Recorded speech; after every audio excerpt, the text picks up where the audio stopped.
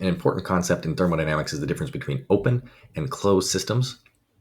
Closed systems have a finite capacity, so there's limited flow of energy, and that's because there's a limited amount of mass. So you cannot have water, air, whatever that mass is flow. So an example is if you have a reservoir filled with ice and water, you cannot move the fluid in and out. That's what you have in there. If you have gel packs, they have phase change material. They can take on certain energy, but you can't move out the gel and replace it. So these little enclosed areas of cooling or of coolants, that is a closed system. So they have finite thermal capacity. So they have their specific heat capacity is limited to the volume and the material properties in that area. So for example, if you have a reservoir full of ice and water, as heat comes in, ice is going to melt, water is going to warm up to room temperature until it reaches thermal equilibrium. At that point, you cannot put in more heat without it heating up. It's not going to be able to retain its cooling effect because it has reached its specific heat capacity. Another good example, which there's a good study on that we'll explore in module 9, is if you have a gel pack. And you can have a frozen little gel pack, but once it's absorbed heat, gone up to room temperature, it's essentially rendered useless unless you reset the entire process and introduce that reset state of cooling by removing all of the heat.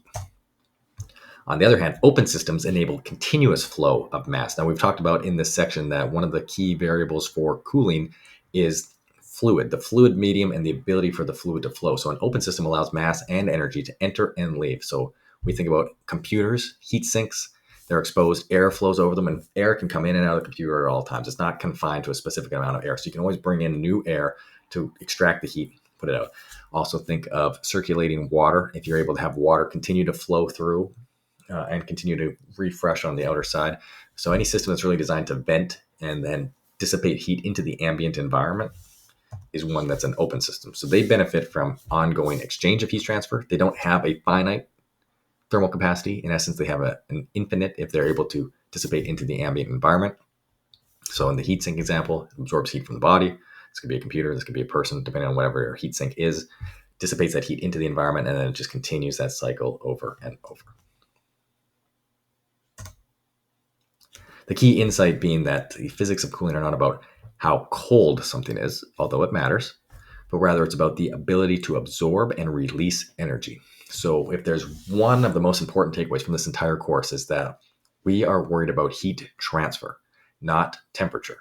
The important thing is how do we get heat across the portals and out of the body? How do we maximize the rate of heat transfer, the rate of cooling, not necessarily specific temperatures of application. The temperatures that do matter are core temperature of the body. But when we're looking at cooling, we're looking at heat transfer. We're trying to maximize the flow of energy. Open systems have an advantage in that they have an infinite capacity and they can prolong by continuously transferring heat.